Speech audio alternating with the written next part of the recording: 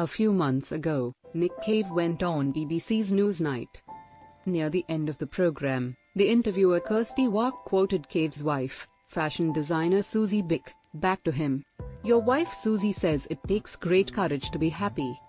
The 65-year-old singer looked slightly startled. "Did she say that?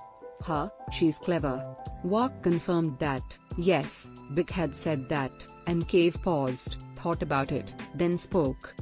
"It's a defiant position, happiness, and it's hard-earned. It's a deep thing. I don't think there is such a thing as simple happiness.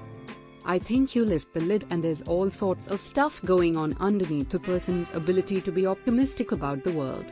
So, I agree with her. I agree with everything she says. Cassie Holmes agrees too. "There's some grit involved in happiness," she says. "It's not this flippant, easy thing that you move through effortlessly.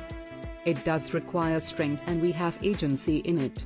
And, ultimately, it is a choice."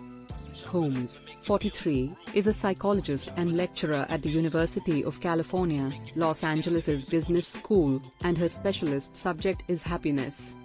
For 4 years, she has run a course called Applying the Science of Happiness to Life Design, which teaches Fresel MBA students how to make the most of their limited, free hours and be happier.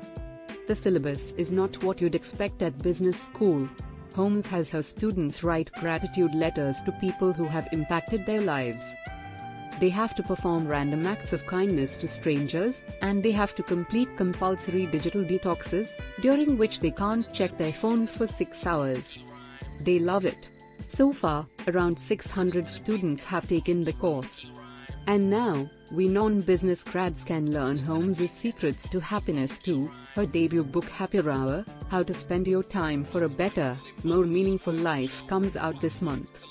The 310-page manual is based on Holmes' course and was published last year in the US to buzz from all sorts of commentators. The very businessy magazine Forbes said it was a must-read. The very woo-woo Gwyneth Paltrow liked it so much she interviewed Holmes on her Goop podcast. Holmes has always been happy. As a child her family called her Little Miss Happiness. And today, on Zoom from her home in Santa Monica, surrounded by books, she is really smiley. Research shows that your inherent disposition does have a big influence on the happiness you feel, says Holmes, and I've always had a very cheery one. But life, as it tends to, gets in the way. When Holmes was 27 she got engaged to her childhood sweetheart. They planned a huge wedding, the family flew in from all over the country, and then, 2 weeks before the event, as Holmes was driving with her wedding dress in the back of the car, her fiancé rang and called it off. He told me, "I'm not ready." And I said, "Well, F you, I'm never talking to you again." Which I haven't. Until this point in our conversation, Holmes has been very sunny and American. She says oh my gosh, not oh my god. Hearing her swear is wonderful. Now, Holmes is married to another man and has 2 children. But, back then, the whole thing shattered her happiness. For the first time her naturally upbeat disposition wasn't enough to keep her content. Still, Holmes didn't wallow for long. She had already been researching happiness and her own misery was actually helpful. She had new questions she wanted to find answers to. I was like, how do I get out of this? How do I move through this? Because, yes, time heals, but I'm impatient. I wanted to heal quickly. What she found was that happiness has a lot to do with control and time. On average, people are happiest if they have between 2 and 5 hours of discretionary time a day. Any less and you'll feel stressed, any more and you'll feel aimless. As a former English student with only 4 hours of lectures a week, I know the latter is true.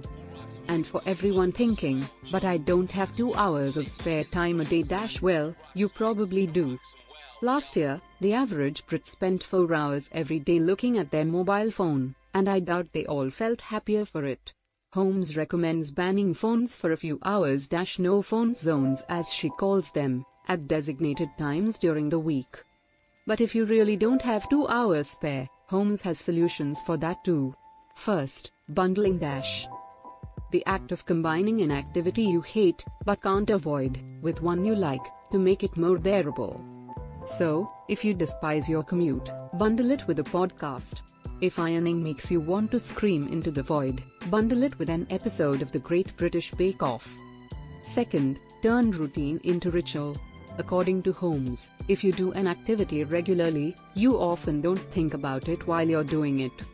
But if you reframe that activity as ritual, it makes that time more special, and you might even feel happy doing it. For instance, she has rebranded her morning coffee run with her daughter as a coffee date.